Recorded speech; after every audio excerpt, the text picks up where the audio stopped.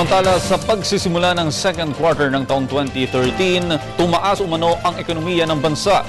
Yan ang report ni Rocky Ignacio. Magandang balita ang inihatid ni Pangulo Aquino sa mga Pilipino. Natamo na ng Pilipinas ang investment grade status, kauna-unahang pagkakataon sa kasaysayan ng bansa. Itinaas ng Fitch Group ang status ng Pilipinas mula sa BB positive sa BBB negative, nang ibig sabihin mas matibay na seguridad ng ekonomiya, mataas sa potensyal para sa pamumuhunan at pagbaba ng interest rates mula sa mga utang panlabas ng bansa. This marks the first time in history that our nation has been granted investment grade status by a major credit ratings agency. This means much more than lower interest rates on our debt and more investors buying our securities.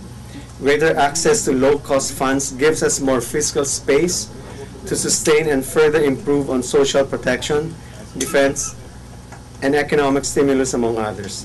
More companies in the real economy can now consider us an investment destination. Grade for sovereign debt should also lead to lower borrowing costs for Philippine companies in the international markets, consequently allowing for higher valuations for their securities.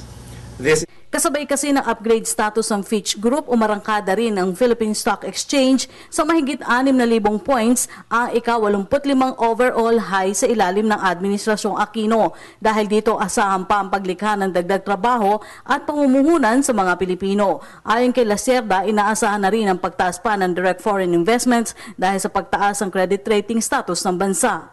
This in turn enables industries to expand and generate more jobs for our countrymen, fostering a virtuous cycle of growth, empowerment, and inclusiveness that will redound to the benefits of Filipinos across all sectors of society. The upgrade represents a perception of lessening risk in our markets.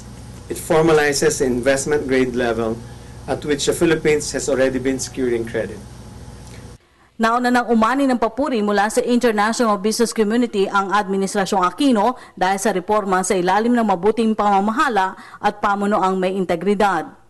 This is an institutional of our good governance agenda. Sound fiscal management and integrity-based leadership has led to a resurgent economy in the face of uncertainties in the global arena. It serves to encourage even greater interest and investments in our country.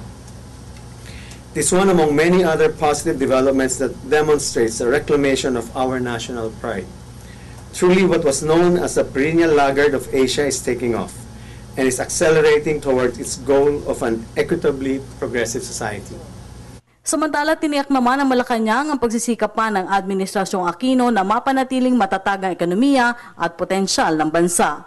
Para sa Telebisyon ng Bayan, Rocky Ignacio.